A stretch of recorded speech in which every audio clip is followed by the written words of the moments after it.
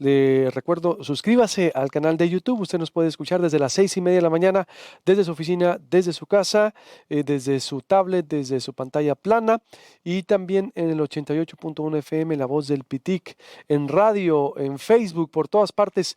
¿Cómo ve usted, doctor José Antonio Crespo, otra visión, esta propuesta para que se revise el patrimonio e información fiscal del INEGI, que el presidente ya acaba de decir también que no está de acuerdo, pero el debate se ha abierto? ¿O cómo, doctor? Lo escuchamos.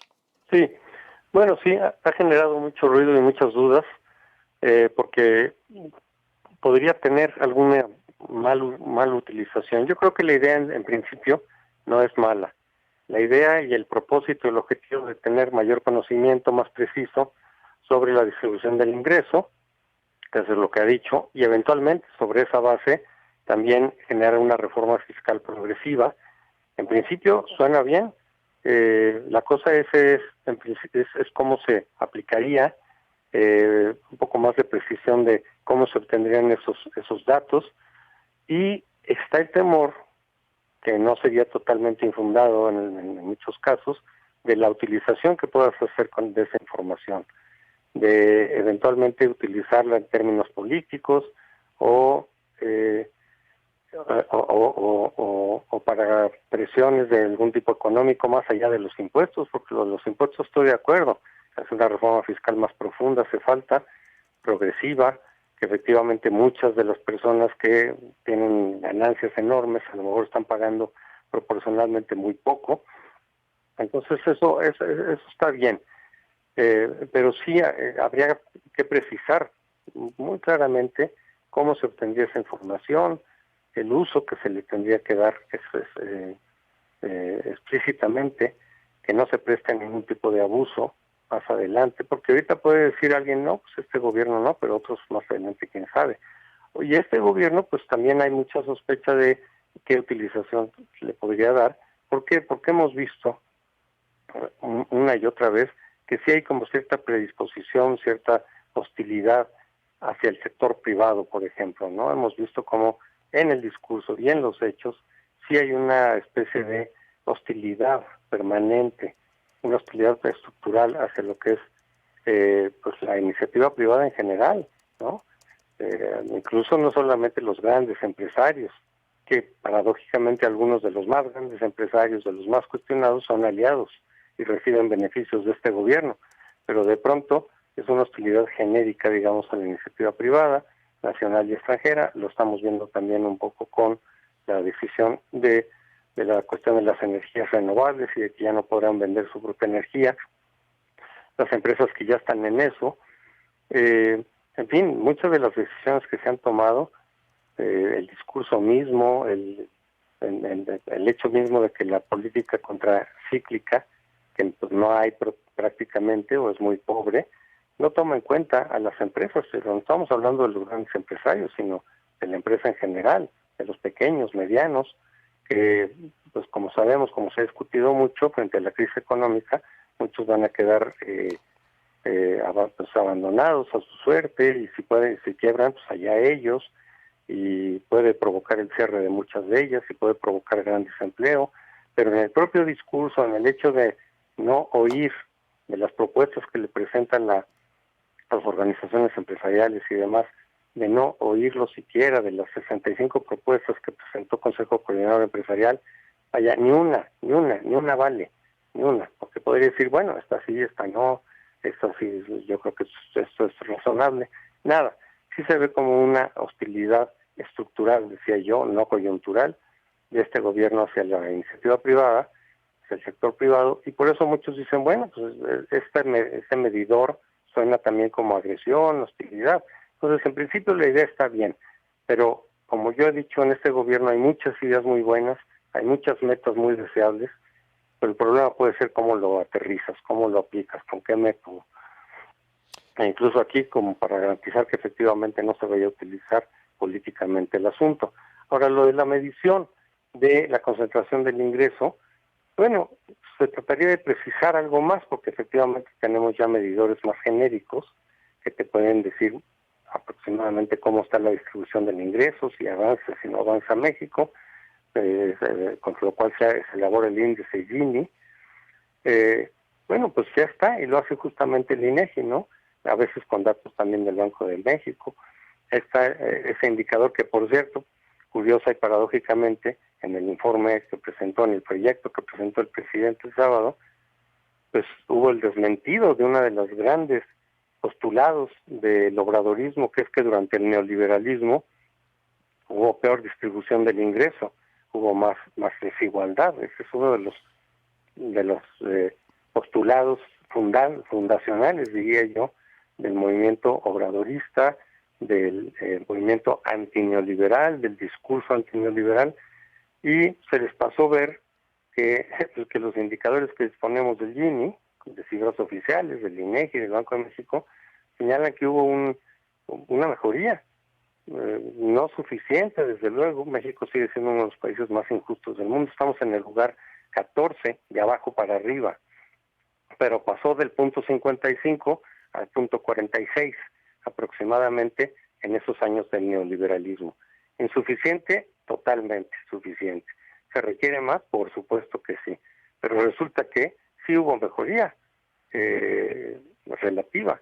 No se empeoró la distribución del ingreso, se mejoró, no de manera suficiente, repito, ¿no? Hay que continuar en todo caso, no modificar totalmente esa tendencia, sino continuarla, profundizarla, y si este indicador podría ayudar a ello, pues bienvenido. La cosa de nueva cuenta es cómo se aplicaría, cómo se instrumentaría.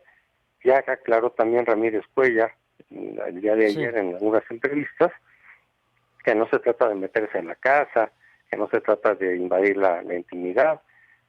Bueno, si es así, pues entonces igual y no es tan grave como muchos lo están presentando. Pero dependería bien cómo se instrumentaría y sobre todo cuidando que no vaya a ser un instrumento de utilización política. Ese sería mi punto. ¿Cómo sería abrir un buen debate, doctor, para medir la riqueza o la de distribución del ingreso, como usted quiera llamarlo? Es decir, porque es un debate abierto a nivel internacional, ¿está de acuerdo también? En Estados Sí. Unidos, agravar la riqueza de los que más tienen, Sí. redistribuirla. En Francia igual, es decir, redistribuirla. Piketty, usted lo ubica muy bien también, a Tomás Piketty, con su nueva obra Capital e Ideología, que es el Karl Marx, se le considera el siglo XXI. En Europa está abierto ese debate también candente, es decir, para que no se estén asustando en México, es un debate abierto a nivel internacional. ¿Cómo lo hacemos para distribuir la riqueza y que no sobreconcentrar el dinero en los que más tienen, como siempre se hace, ¿no? Entonces, ¿cómo sería un Sí. debate correcto? Por último, le pregunto en este tema. No, sí, hay que debatirlo y por supuesto que hay que entrarle. Yo desde luego creo que se puede hacer mucho más de lo que se ha hecho para tener una mejor distribución del ingreso. Por supuesto, se puede, hace falta una reforma fiscal en México, de eso se ha hablado mucho, por supuesto, porque como dependimos tanto del petróleo para tener una recaudación del erario público, pues nuestro nivel de impuestos son de los más bajos, ¿no? Que eso es también un poco paradójico. Tenemos todavía como el 12% del PIB de impuestos propiamente, mientras que otros países latinoamericanos están sobre el 20%. Ya no digamos otros países más desarrollados que están sobre el 40%. Pues por supuesto que tiene que haber una reforma fiscal más profunda, más fuerte, progresiva. Se puede grabar las herencias también de mayor medida, no quitarlas completamente, no eliminarlas, porque entonces también quitas ahí una serie de estímulos que favorecen el desarrollo de la economía, pero sí grabarlas también, las herencias, de manera más fuerte, y también ahí puedes obtener una serie de recursos eventualmente para que se haga una mejor distribución del ingreso. Bueno, pues para mí las recetas que han funcionado, nada más que no funcionan necesariamente de la noche a la mañana, pues son las de los países que han seguido una pauta socialdemócrata. O sea, el capitalismo salvaje, incluyendo el de Estados Unidos, no genera una mejor distribución del ingreso. En Estados Unidos es un país, digamos, un ejemplo típico de un país el más rico, pero con una muy mala distribución del ingreso. A veces, en algunos momentos, ha estado cercana a la de México, lo cual es impresionante. Ahorita ya se mejoró un poco la de Estados Unidos respecto a la de México, pero está muy lejos de ser de los países con mejor distribución del ingreso. Claro, es un país también muy grande, eso también puede complicar. China, por ejemplo, que ha estado crece en los últimos años, todavía tiene un indicador de distribución del ingreso malísimo, peor que México incluso. está en el punto 5 del Gini, recordando que mientras más te acercas al cero es que está mejor distribuido el ingreso. Pero los países, la vía socialdemócrata es la que ha permitido, por un lado, mejor distribución del ingreso, sin desajustes fuertes de la economía, que eso es lo que hay que tener cuidado también, porque hemos visto lo que podríamos llamar el modelo populista desde el punto de vista económico, es, sí, políticas que favorecen a los más pobres, a los más abandonados, pero no sobre una base de salud económica, sino que empiezas a hacer programas por aquí, por allá, le quitas acá, desincentivas aquí, expropias algunas empresas privadas o las limitas en nombre de una mejor distribución, en nombre de la y arruinas la economía. Este es el caso también, pues hay que decirlo, de Venezuela.